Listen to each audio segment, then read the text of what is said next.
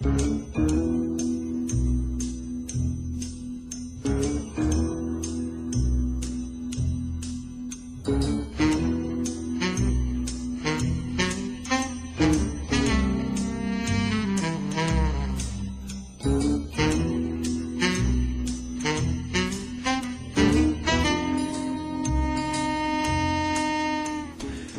morning, Phoenix, and welcome to the House of Mystery radio show. And this is the place to come for true crime, conspiracy, and alternative history.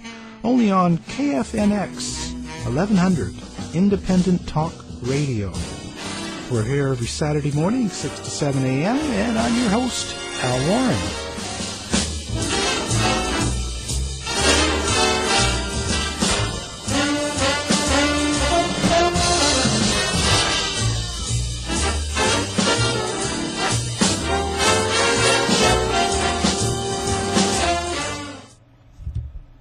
Back in the House of Mystery on KFNX Phoenix, and today we're going back into the true crime, and we have a returning author, C.L. Swinney, and another great book. It's called James Fairweather, Britain's Youngest Serial Killer, and it's out by R.J. Parker Publishing. Thanks for being on the show again. Hey, I really appreciate it. I enjoy getting the opportunity to talk to you and being on your show, so getting another invite was an honor for me, so I appreciate it. Oh, thanks very much. So now, how did you get into writing about a serial killer in Britain? So I've been doing a kind of a true crime series that I've been working on for the last 2 years, and what I'm kind of doing is going, from the United States and then across the pond. So I have 2 other books that include serial killers from the United Kingdom, but this one kind of just came up in the news, and it caught my eye because it involved a child, a kid named James Fairweather, who, when I started to research his case and get files and documents from the UK, from court minutes and stuff, it was kind of eerie because I have this belief that our young people today are kind of infatuated with social media and video games, and part of what I believe made James Fairweather crack was his obsession with those things. So because it was new, because it was the United Kingdom, and because it was a youngster who became a serial killer, that's why I chose him as my next feature book. So you're sort of thinking that all the social media causes this kind of problem, or it contributes anyway? I think it contributes, yeah. I don't think it necessarily, you could say, directly causes it, but, you can see that social media plays a huge part in our lives now. We know that several billion people are on Facebook, for example, and, sadly and tragically, just in Orlando, that person who did that horrendous crime stopped in the middle of killing people to check himself out on Facebook and on social media, and then continued to kill more people. So it definitely plays a part. I don't think in James's case that it was the absolute reason why he became a serial killer, but I think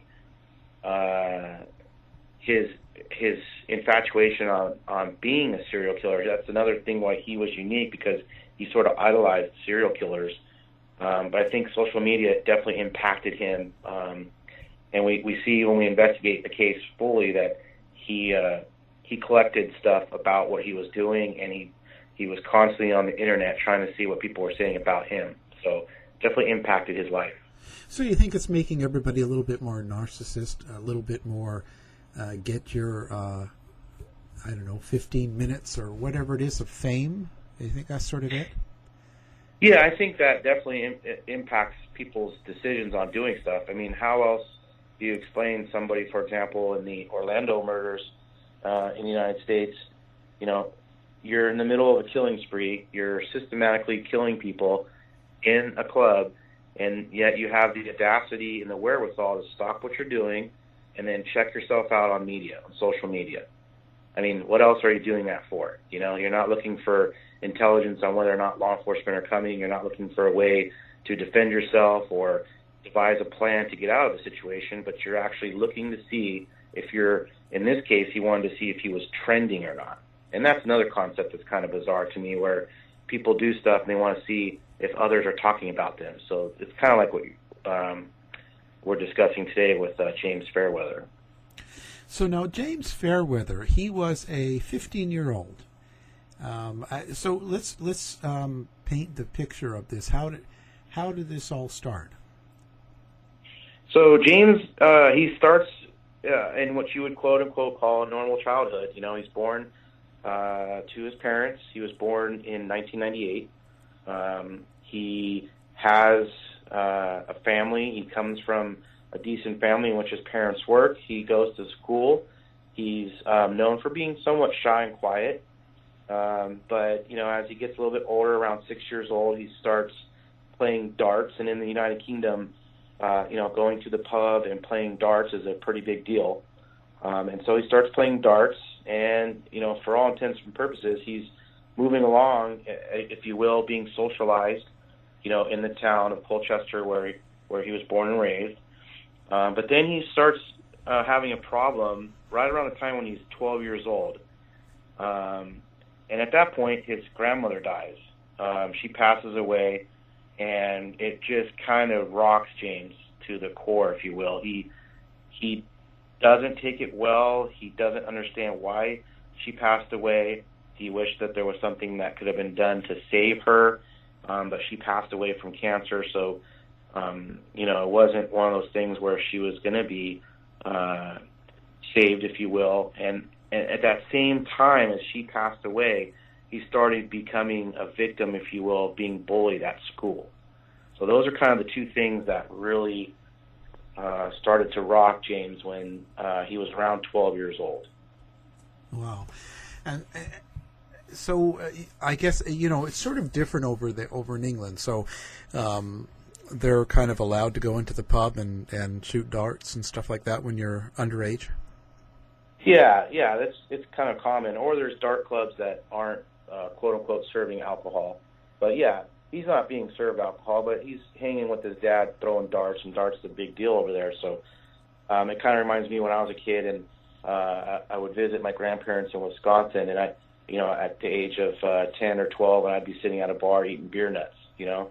It's not necessarily the law, but it's also not going to be, you know, something where they're going to prevent you from hanging out with the family if you get it, you know, if you know what I mean. Yeah, a different culture. How do they treat their minors that have been caught of, you know, serial killing or just killing itself? Is it sort of different than the U.S.? You know, they did seem to treat it a little bit differently. So because he was a minor, and he was actually apprehended in the process of committing or trying to commit his third killing, but he was 15 years old at the time, and so his name and identity were blocked from the media and blocked from anybody knowing his name and his age because he was a juvenile. In the United States, if you're 15 and you are apprehended and accused of being a serial killer, your identity will be released much quicker than it was in the UK, and also you have a high probability of being charged as an adult in the United States, whereas you would not in the United Kingdom. Right. And so now, James Feather, so they did eventually come up with his name. Yeah, what happened was, and that's kind of what got me interested in this story, was they released his name as soon as he was found guilty. So they had a trial, and obviously he was there. His mom was there all the time. His dad was there most of the time. But after the trial and after the jury found him guilty, then the judge lifted the ban on releasing his name and his age. And that's what everybody just kind of had, that jaw-dropping situation where we knew we had a serial killer, we knew this case was significant and current, but now we find out the killer was 15 years old when he started. So what was his MO? So what made him choose who he wanted to kill? So his case is relatively new as far as that we don't have volumes of data on what exactly James is thinking, but we know what he told investigators when he was caught, and that was he didn't have an MO. What he tells his story is that he heard voices, and the voices instructed him to kill people, and if he didn't, the voices would then kill him. So in the case of James Atfield, who was his first target, you can kind of paint you a picture. James Fairweather is out and about looking to get his first kill, and he shouldn't be out because he was under basically what they call house arrest for a 12-month period because he had committed an armed robbery with a knife. But he didn't want, his plans weren't to stay at home, so he snuck out of the house. He alleges that he was hearing voices to kill somebody, and for a couple of days he walked around his hometown looking for somebody. And his story is he didn't find anybody. Nobody, none of the voices said, yeah, that's the target. So on the third day, now becoming more frustrated, James decides to get closer to town. He doesn't want to be caught, so he was kind of on the periphery for a while. But now he's in the middle of town, and he goes by a pub. And when he gets through that area, he finds an individual named James Atfield, who's actually, he had left the pub and eventually basically passed out in some tall, overgrown grass and brush, if you will. And that's when James decides that's his first target. So James Fairweather sees this guy passed out, and he knows because this guy's passed out, he can't fight back. And then James essentially slowly meanders over towards Mr. Atfield, gets closer, pulls out his knife, and jumps on top of James and starts stabbing him. And Mr. Atfield had no chance of surviving that attack at all. So what did he do with the body, or did he just walk away? Well, he didn't do much of anything. He proceeded to stab James. The coroner's report suggested 102 times, most of those in the eyes. And he then just pushes himself up off of James, and he walks away. We later learned through the police investigation that he walks away and disposes of the murder weapon. So he knew what he was doing. He knew that James Atfield was obviously dead. And he was super excited, so he ended up leaving the body there. And then he started, at his home, he started waiting to see what was going to happen. So the following morning, because this happened kind of like, 1 or 2 o'clock, so early in the morning, so that later in that day, a bystander walks by and finds Mr. Atfield, and immediately police report is generated, and the news starts talking about a murder. And that's when James Fairweather starts collecting data, newspaper clippings and stuff about what he had just done. Well, so he was living at home with his family, like kind of set that ground. Like where was he and what was he doing, for work or school? Yeah, he was in school, but he had some trouble in school because of the bullying. And also he was asked by, when the kids started getting older over there, they started asking what they want to do with themselves, kind of like what we would do in the United States, hey, what's your plans for life type questions. And one of his teachers asked him, what do you want to be when you grow up? And he looked at the teacher and grinned and said, a murderer. So he basically told the teacher and the students there what he wanted to do, but people thought he was just kind of posturing. And that was just James being James. They had no idea that while he was at home, he wasn't getting along with his parents. He was in trouble because of the armed robbery he did with a knife. And because of those things, because of the bullying, and because of his grandmother passing away, he had turned to pornography and video games. And in that process, or during that time, he became infatuated with serial killers. And so you can imagine this guy, this kid, dealing with puberty, dealing with his grandmother passing, dealing with the bullying, and then becoming infatuated with serial killers, pornography, and video games, in which all they do is kill each other on these video games. That's what James was doing at home. That's what he was doing. He wasn't getting along with his parents, and he was just kind of like a misfit.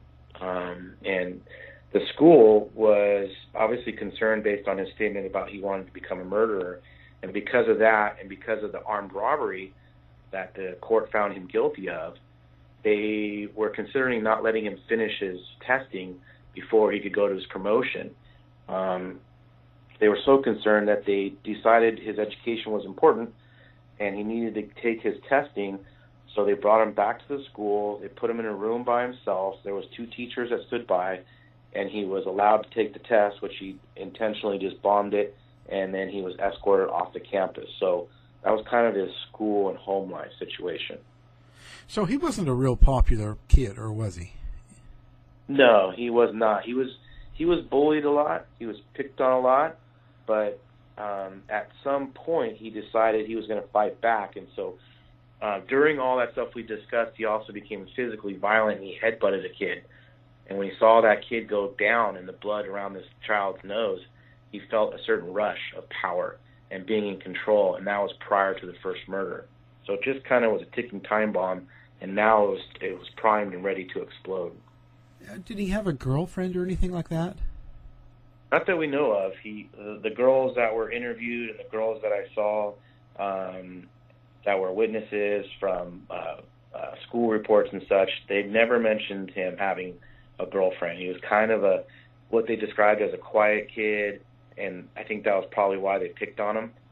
And I think one of the times he was trying to be tough or trying to keep kids away from him, he told them that he's going to come back during their graduation and have what he called a Columbine-like incident.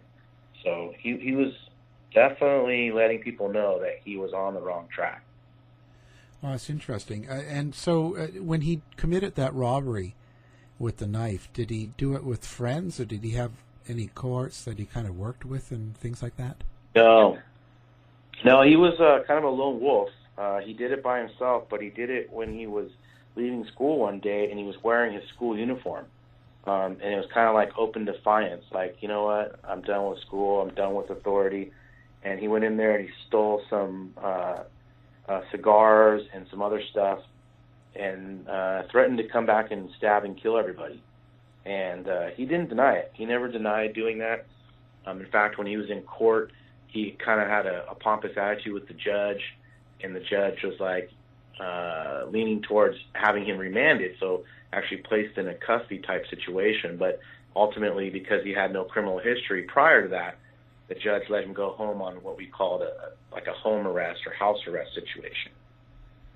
But we would never know. If the judge would have remanded him, he wouldn't have been out of custody, and he may not have killed James Atfield. So it's one of those situations. I don't think the judge made the wrong call there based on what I know of the case, but you have to wonder sometimes about how our decisions impact stuff. So.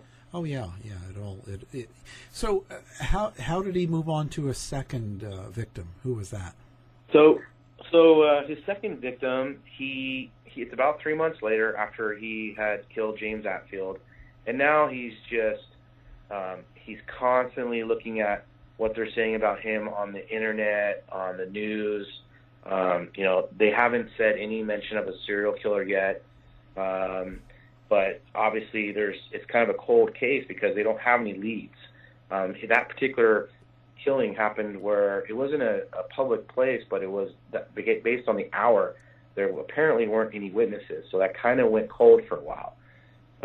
Approximately 3 months later, I think he gets bored. He's the thrill of attacking and killing somebody has gone away. He alleges the voices came back. They told him he had to do it again, and so he decides he's going to go and look for another target. So he's out on what's called the Salary Brook Trail, which it was in Colchester as well, and he sees a woman. Her name was Nahid. He sees her walking along the path, and now for me, the concerning part of this scenario is that she was walking away from him, but it was in broad daylight, and I just can't believe what he did. But essentially, he stalks her for a while. He gets close enough. He comes up from behind, grabs her and stabs her in the stomach. Obviously, she topples over, and then she's wearing glasses. He jumps on top of her, knocks the glasses off, and then proceeds to stab her in the eyes as well, which was kind of his thing. Why was he stabbing them in the eyes? Like, what was that about? So he followed a couple of different serial killers. So there was a specific serial killer that you've probably heard of named Peter Sutcliffe. Right. A very well-known story of Mr. Sutcliffe. In one of his murders that he committed, he stabbed the victim in the eyes. And because James Fairweather was infatuated with serial killers, his two favorites were Ted Bundy and Peter Sutcliffe.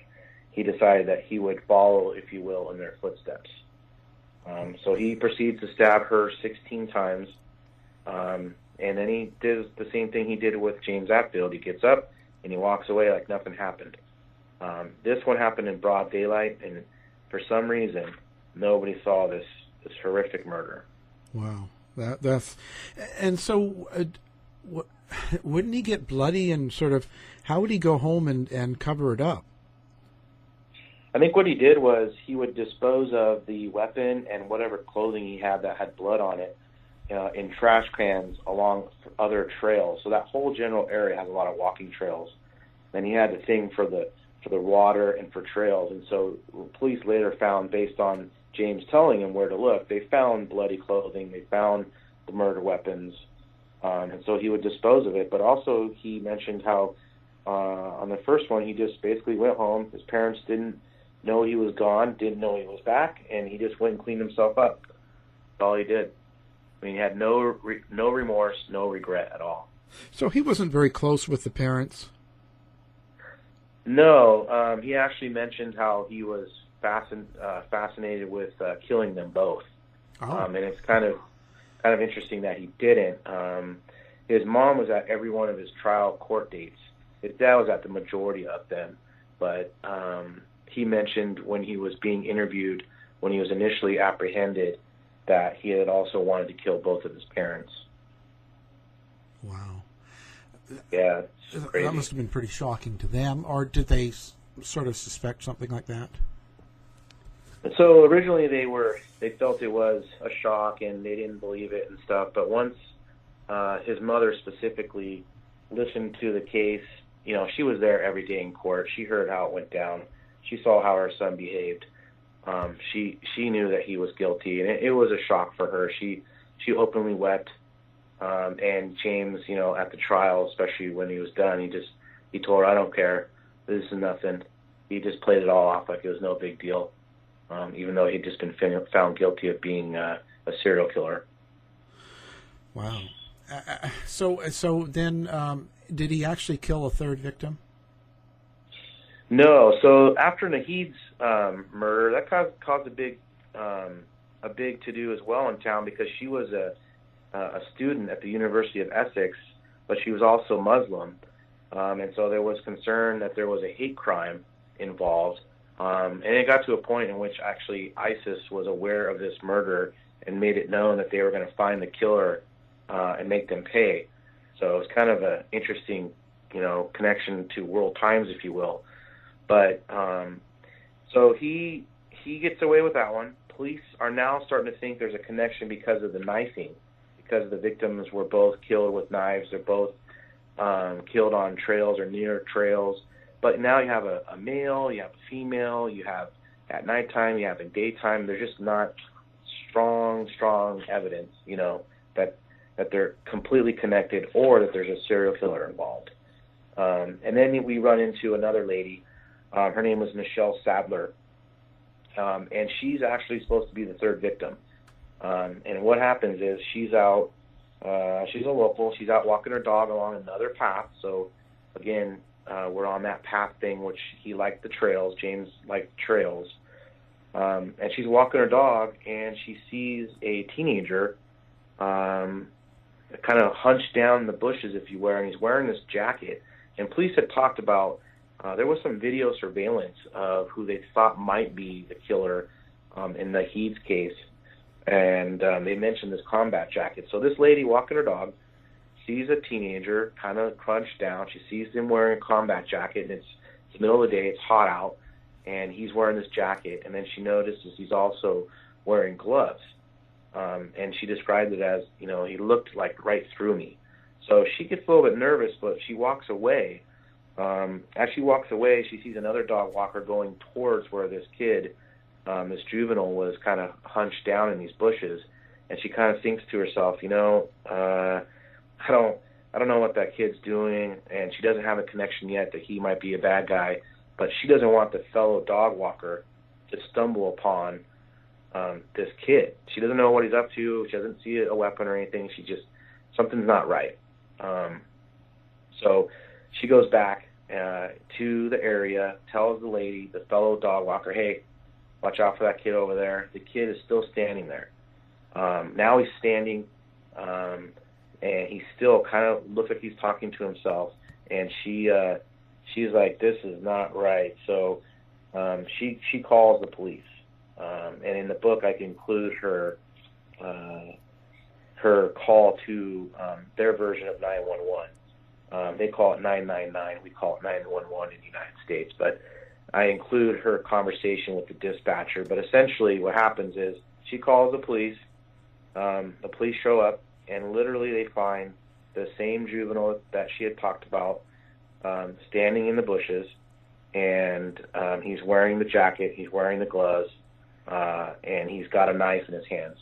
And he asks, the police are like, they're obviously concerned. They don't know what exactly he's up to. They detain him and ask him, hey, what are you doing? And he says, I'm looking for my third victim. Oh, okay. Yeah. So just kind of bizarre that they got this lead, and instantly one of the investigators who hears that initial, because in law enforcement what happens is when you arrest somebody, you take them to the substation or to the police station or wherever you take them, people start talking. And if you're familiar with cases in the area, something might jog your memory. So one of the investigators who's there says, wait, did he just say his third victim? They find him with this massive knife, and instantly this guy says, holy cow, I wonder if he's involved with the Atfield and the Heeds murder. And then the whole case just blows wide open after that. So did he put up much of a fight, as in, so he obviously said, well, I'm looking for my third victim. Did he put up a fight when he got arrested and then went to court? Or did he just admit it? No, zero fight. He didn't fight when they arrested him or detained him. And he initially, not only did he give a confession, but he actually acted out. And I mentioned in the book that there's several videos that you can see online now of him that have been released since the trial was adjudicated, him actually acting out how he committed the murders.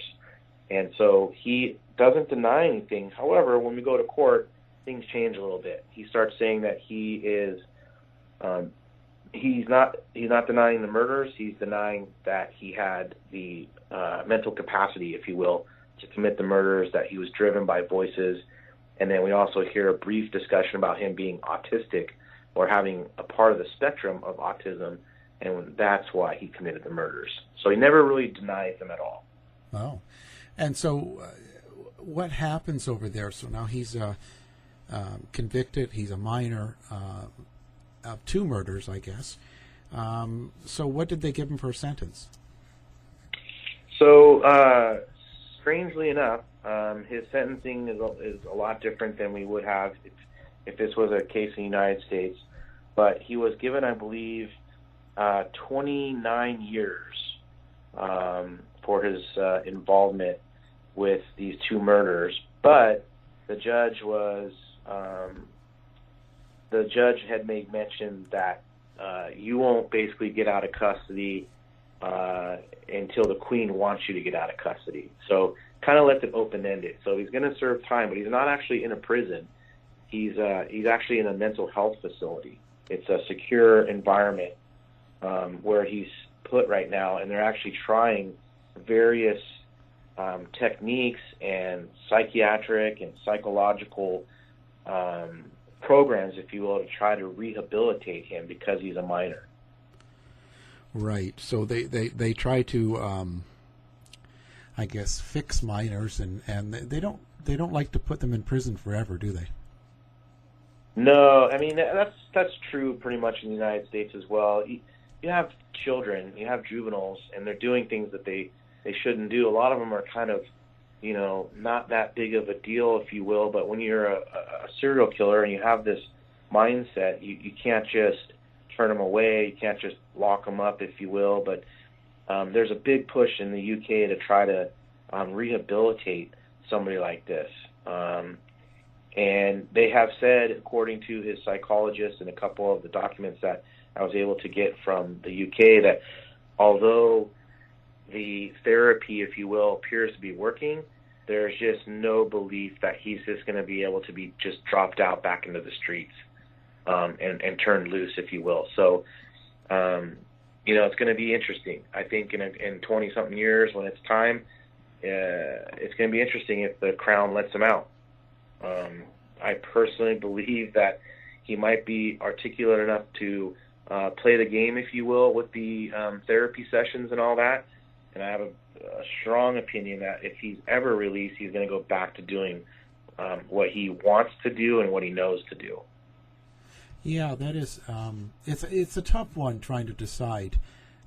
15 or 16, and you're out. I think if you're out killing people, I don't see. I can't draw the line between a 16-year-old killer and a 25-year-old killer. Yeah, I agree with you. I think in this case, if we would have if we would have been able to have these therapy sessions with James when he was 12, when his grandmother passed away, and when all these other things in his life were occurring, I think we definitely could have curtailed him from being a killer. But at this point, he's demonstrated clearly the ability to do so. He stalked random victims, and he's infatuated with what he's been able to accomplish. He loves the attention. I don't know if some, psychiatric ward and therapy makes that go away. There's a rush there. There's a feeling of power that you can't take away from him, and he's not going to be able to get it, for the next 20-something years, but I can't see it just going away. I don't believe it just disappears. Yeah, I tend not to either. I hope he doesn't get out, but we've seen worse people get out for things, so you just never know. Did he have brothers or sisters? Not that I could tell. I couldn't find anything that suggested that he had anybody that was a sibling. His dad and mom, when they were interviewed, they basically said, "Hey, he was our kid." I don't know if he was the only child. To be honest with you, I couldn't find anything that he had siblings, but I can't tell you 100% that he didn't. But I think it would have came up in one of the reports and discussions of all these different things that I've read over the last 4 months. But he doesn't seem to. I think that's why he was kind of associated as a lone wolf. It wasn't in a big brother or big sister or anybody to kind of curtail him or kind of put them under their wings. Yeah. Are the parents still in touch with him? Do they visit him, or do they just kind of? Yeah. They do, eh? No. They definitely visit with him. They're definitely. They firmly believe that their son's going to be rehabilitated and released. They feel definitely bad for what their son has done. They don't deny what their son has done. They get it. They understand, but it's also their son, and they want their son back. So they visit when they're allowed to, and they're not worried. But he wanted to kill them, right? And so that doesn't bother them, or doesn't. He did say that, and I think personally that he might actually do that if he had the chance. But when you're a parent, I guess you don't believe it. You just can't, understand or believe that. But if you look at some of the serial killers of our time, thinking of Mr. Kemper, he wasn't too good with his mom, and a lot of these serial killers they will attack and kill their own parents. So I don't know what he would do, but they pretend, or they at least project, that they want their son back, and they love him and they want him back. Well, it just seems Yeah. Hey, I couldn't do it. No. I think I was nervous. No, and then, well, plus they have to be realistic, and if he's going to be in there for 20 years, he's not going to be exactly the same old boy that. Right. Oh yeah. He'll be nothing like. He'll probably be nothing like what they remembered as their kid playing darts in the pub, before all this stuff happened. Oh, do they let them? Now, so does the son have a Twitter account and Facebook and all that in prison? No. He's not in. He's in a care facility. Care type, facility, like a mental yeah. hospital, if you will. And right now, he doesn't have any access because that was one of the things that the court noted was that his infatuation with seeing himself, in social media was one of the things that fueled him, and so he has a lot of restraints, and they don't believe at the facility that him having access is going to help him become better. So right now, he's definitely not in a situation that you and I would be happy about, and I can imagine he's probably so agitated, but I don't know how it's going to play out. Yeah, that is. And did he ever give a reason for doing this himself? Did he say, "I killed them because"? Yeah, he said I killed them because these voices told me to kill them. But interestingly enough, in trial, at the trial for this case, there was 4 psychiatrists who interviewed him, and all of them, not one or two, but all of them agreed that they believed he was making that part up. They believed that he read about other serial killers talking about hearing voices, and so he used that. He thought he could use that technique to get out of being found guilty of any crimes. So did they actually diagnose him with anything? Did they, sociopath, psychopath, or bipolar? Did they actually give him a title? He doesn't. He has a variant of titles, to be honest with you. They said that he is a psychopath, that he is a sociopath, but they have like variables, if you will. So it's like they'll say he's a low variable on this and a high variable on that. He essentially, if you have a checkbox of a serial killer or a checkbox of a sociopath, James, he you can click off every one of them. He just has that makeup right now. So that's why I'm so convinced that nothing they're going to do as far as therapy is going to change what his mindset is now, what's fueling him now. I just don't think you can do that. I don't personally know that that's possible. Yeah, because he was getting an actual rush out of the kill. Yeah. So he's going to have to overcome that feeling. Like he didn't have any. He had no passion toward any of these victims. It was just about the kill. Yeah, I mean, that was the whole thing. Was he was in control. He held the power. And there's for him they called it what they call emerging psychopathic personality disorder. Uh-huh. And among that label, if you will, you'll see a part where he's the classic. He's empathetic. He has no remorse. He just doesn't care. And that's kind of him in a nutshell. But he clearly enjoyed taking others' lives. And the way I know that that's true is his first act after trying to dispose of evidence was to try to see what people were saying about him. I mean, he collected, when they did a search warrant at his house, his parents' house, they collected volumes of newspaper cutouts and magazine cutouts and any and everything he could find on these murders that occurred in his hometown. And that was all because he wanted to see about himself. So does that sort of worry you? Do you think that with all of the social media and people, everybody has to have a little bit of narcissism, right, to put out information like they do? And do you think that's going to lead to more crimes like this? I personally do think it is.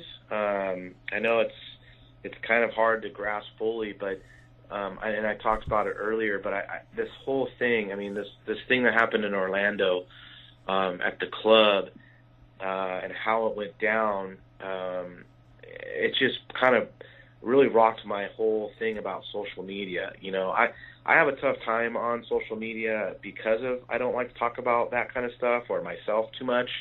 I kind of do it because I'm an author and I'm supposed to, you know, engage with the community or engage with my readers, and I'm okay with that. But you know, when you have a guy who's committing 49 murders and injuring 53 other people with assault weapons in a club, and he has on his mind he needs to stop doing that and check himself in on Facebook, I think that's a problem. I just bothers me. He wants to see if he or the club or the shooting are trending.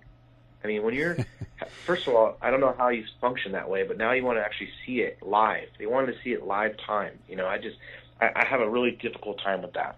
Yeah, it almost seems to be the major driving force because it's more important than the people he's killing to him. It's more important that he's trending, that he's popular. It's not so much the act or, you know, the personality of what he's doing. It's more about just he's doing it and he's going to make the headlines, sort of.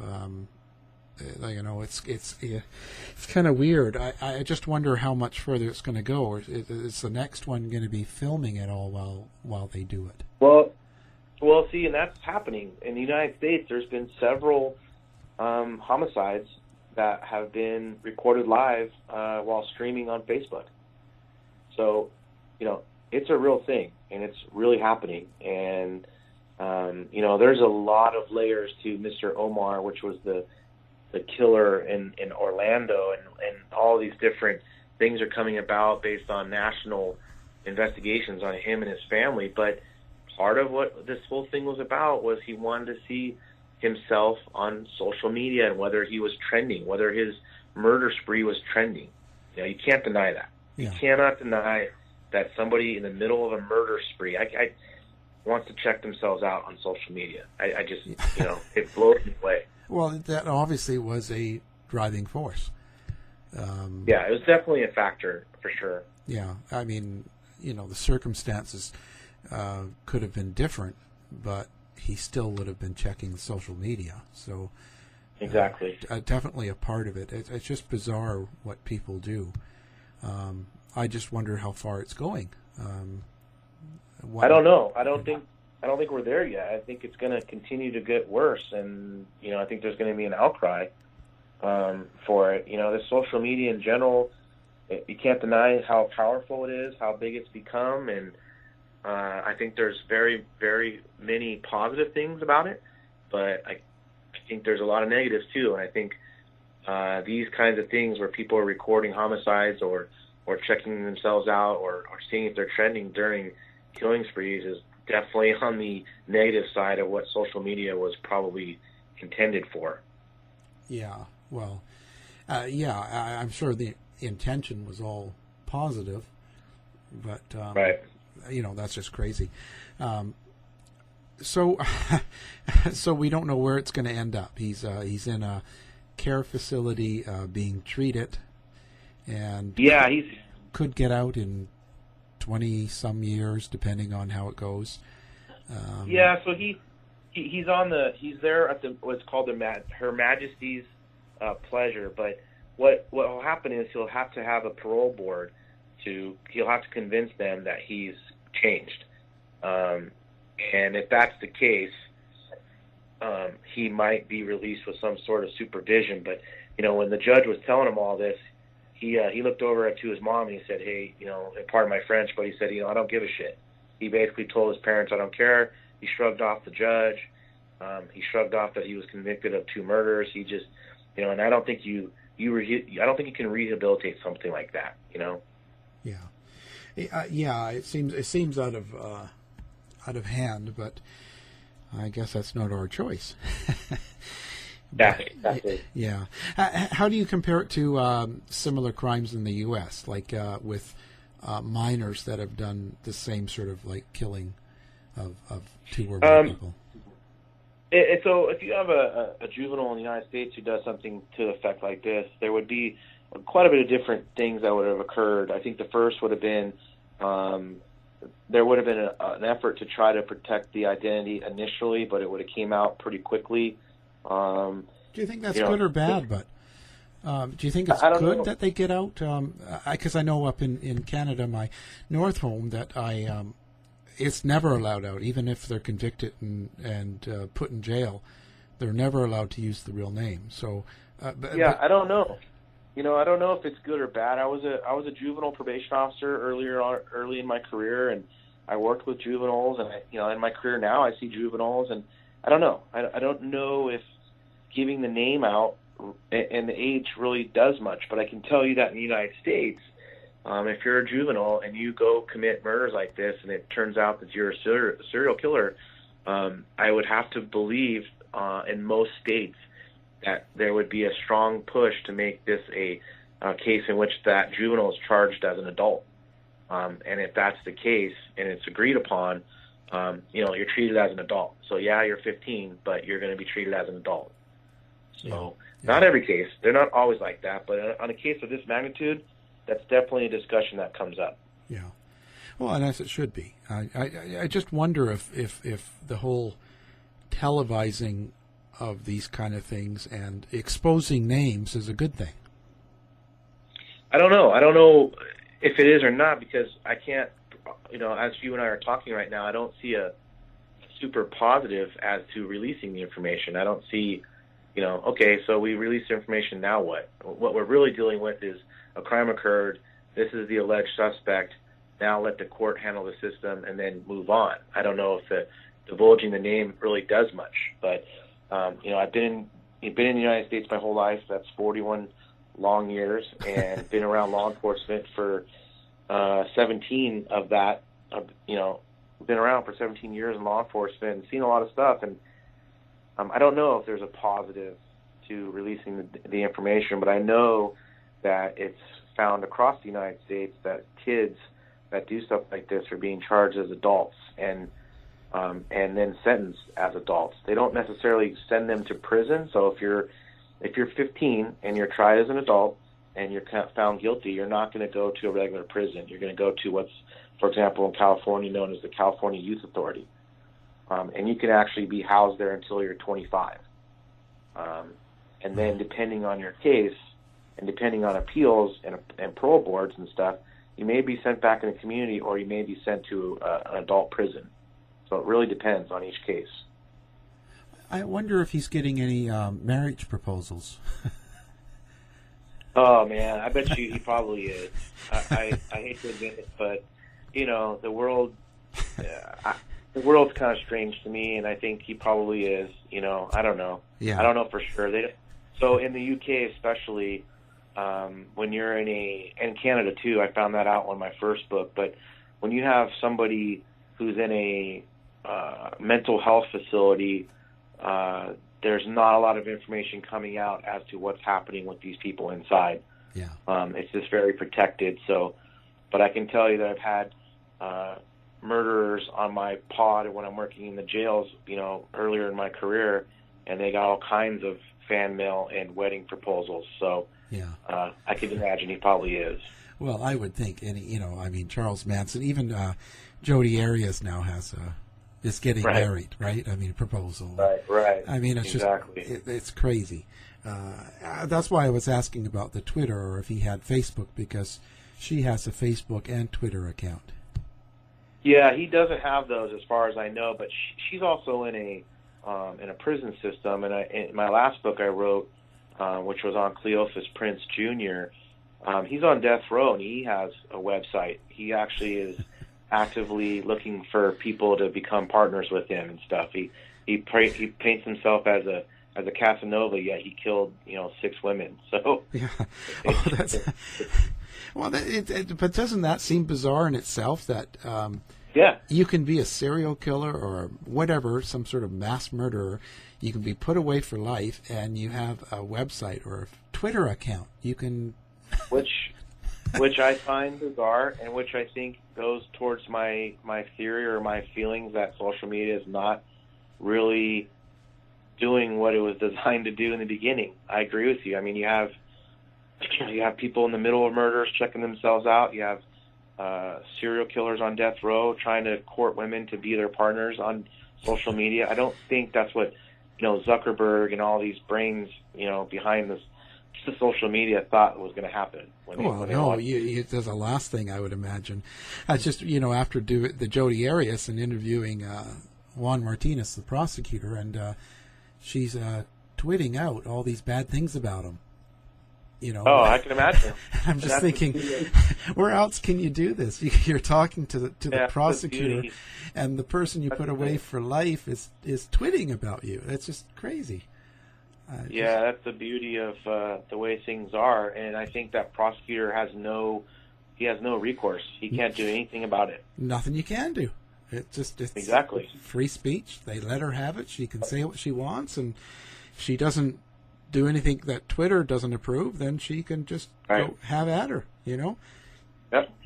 Oh, just it's frustrating for sure. I can imagine the prosecutor not being so happy about that and just scratching his head thinking about how things have gone full circle for him. It's kind of it was a strange conversation, but I feel for him in a way because things like that happen and you really have no recourse or nothing to do to protect yourself. You just have to let it be. But, have you had anybody follow up on any of the books you've written on true crime or anything like that? Did you get any sort of weird stuff like that happen to you? Not so much. I have had some family members reach out to me, and we have private discussions, and a lot of them have been positive. There was families that reached out to me when I did the Robert Black book for the UK, people who were actually connected to that case through a family tree, and said, hey, I liked how you put that out there. I liked how you gave the victims a voice and stuff. And so been a lot of positive stuff. I haven't had any creeper stuff yet, but oh, okay. I can imagine. Thinking some serial killer twitting out to you, Yeah, well, I haven't checked my Twitter feed, but Cleophas, he's got access to the internet, and I wrote about him, so I imagine he might be putting out some mean things about me, but I haven't really got the alert that he did so. Well, that's a good thing, I would think. Yeah, but, yeah, I agree. It's always interesting, and so now, and you're doing a giveaway for our listeners, right. And so you're going to do seven books because this is your 7th true crime book that you've written, and so it's given them a choice of what they want, and it's going to be the first 7 callers in our studio line, and we'll collect your name, email, and phone number, and we'll get you the book of your choice of the 7 that Chris has written. It's the first 7 callers. Yeah, sounds great. So what's next for you? Well, the last thing, or what I'm working on now, is a pretty big project. It's going to take me a while. I don't think I'm going to have it done until maybe the end of the year, but it's going to be about a California serial killer. I'm trying to interview him. He's on death row, but he's kind of a hermit, if you will. He doesn't come out of his cell very much. And so I don't know if that's going to go that way, but I happen to have made friends with the lead detective on several of the homicides in that case. And I'm actually what I call boots on the ground. So I'm actually going out to where these scenes have occurred. I'm interviewing family members. And so it's going to be a much larger book. It's going to probably be, kind of along the lines of 300 to 400 pages long. And what I'm trying to do is really focus on the victims. I want to give these victims a voice. They're all women. They all may or may not have been having, because of life choices or issues, working as a prostitute at some point. And the public and the courts kind of have not really given them a proper voice. And that's where I'm kind of leaning towards my true crime books now, is to try to give the victims a voice. So I think it's going to be awesome. It's going to include details that nobody has access to, and I'm excited about that. It's going to have family interviews. and it's got a great chance of me having an interview or at least some correspondence with the killer himself. So I'm really excited about that project. I think it's going to kind of catch people off guard, but it's in this whole true crime series that I'm working on. So I can't wait to get that out and then hopefully come back on your show and have a discussion about that one too. Well, that sounds interesting. Always a good conversation. Thanks very much for writing your books and for being on the show. All right. Thank you, sir. I appreciate it. As always, it's always a fun time.